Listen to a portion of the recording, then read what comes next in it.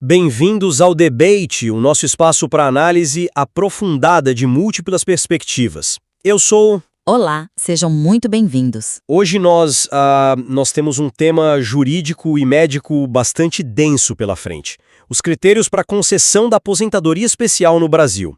A questão central, é bem direta.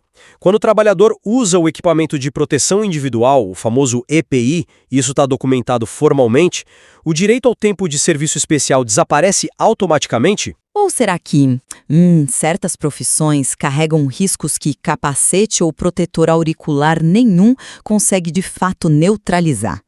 Eu vou defender aqui que as limitações físicas e biológicas dos equipamentos mantêm o direito do trabalhador ao benefício, independentemente da papelada. E eu vou defender a regra geral de que a eficácia comprovada do EPI afasta a periculosidade e a insalubridade, retirando essa necessidade do benefício. Certo. Então, meu ponto de partida se baseia no entendimento já foi pacificado pelo Superior Tribunal de Justiça, o tema 1090.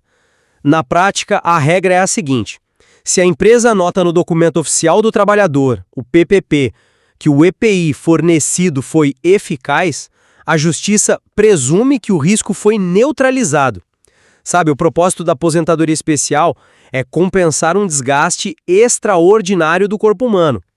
Se o equipamento bloqueia esse risco, o trabalhador não sofre esse dano a mais. E o fundamental aqui é que a responsabilidade de provar que o equipamento falhou ou era inadequado passa a ser inteiramente do segurado. Bom, na teoria isso faz muito sentido, mas na realidade médica e fisiológica a história é bem diferente. Eu me apoio no que o Supremo Tribunal Federal decidiu no tema 55. O uso do EPI simplesmente não é uma blindagem impenetrável, né? Pegue o caso de um enfermeiro exposto a vírus e bactérias num hospital, ou digamos um metalúrgico lidando com ruídos acima dos limites. Sim, o ruído é um caso clássico. Exato. O STF reconheceu que colocar um protetor auricular reduz o barulho no ouvido, mas a vibração daquele som excessivo no ambiente causa danos sistêmicos ao sistema nervoso e cardiovascular da pessoa. O equipamento não impede esse desgaste global do organismo. O dano crônico continua lá, e por isso o direito ao benefício deve ser mantido. É o argumento forte, mas precisamos alinhar essa discussão sobre o desgaste fisiológico com a evolução da lei que mudou drasticamente ao longo dos anos. Nem sempre a legislação avaliou o EPI com esse rigor técnico. Existe uma fronteira temporal muito clara aqui, que é 3 de dezembro de 1998, com a publicação da Lei 9.732. Sobre esse marco cronológico não há discordância nenhuma. Para qualquer período trabalhado antes do final de 1998, discutir se o EPI funcionava ou não é irrelevante para a Justiça. O empregador sequer tinha obrigação legal de controlar rigidamente a entrega e a manutenção desses equipamentos. Exatamente. O ponto de inflexão ocorre do final de 98 em diante.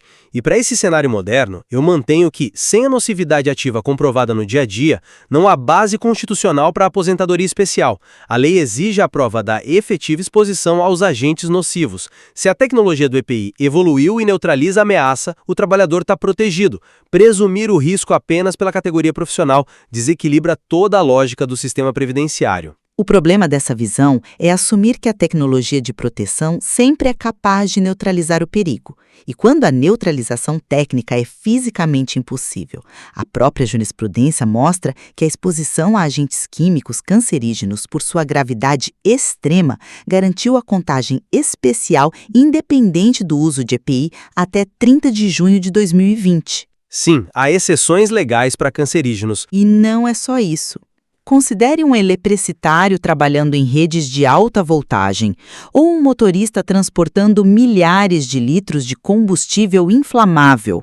A periculosidade ali é inerente. O risco é de um evento letal instantâneo, uma explosão ou um choque fatal.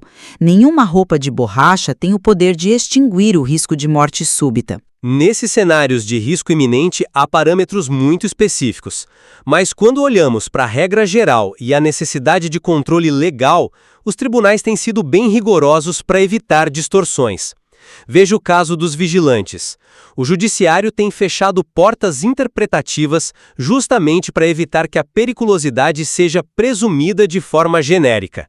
Para reconhecer o tempo especial, eles exigem critérios técnicos e laudos muito rígidos, evitando que o benefício seja concedido sem uma comprovação cabal do risco à integridade. Mas a exigência de rigor não significa limitar o direito onde a ciência claramente aponta o dano. O STJ, através do tema 534, deixou claro que a lista de atividades nas normas regulamentadoras é meramente exemplificativa, não é exaustiva. Voltando aos vigilantes, se a perícia médica provar que a atenção permanente e o risco de violência causam um dano real à saúde mental do profissional, a atividade tem que ser reconhecida como especial. E tem mais. Existe um princípio superior da Suprema Corte.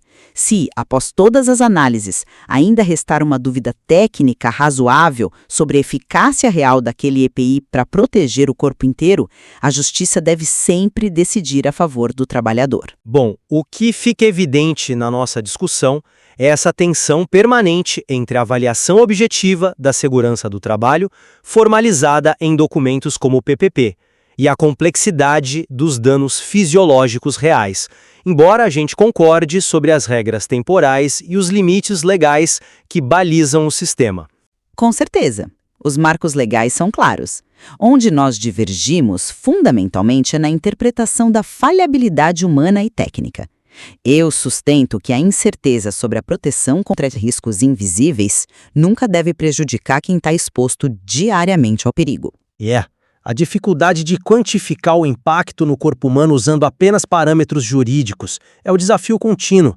A interação entre as decisões dos tribunais superiores e a realidade da medicina do trabalho oferece um campo vasto para quem deseja investigar a fundo essas normas.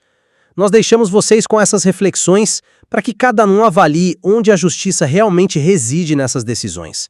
Obrigado por nos acompanhar e um excelente dia a todos. Obrigada. Até a próxima.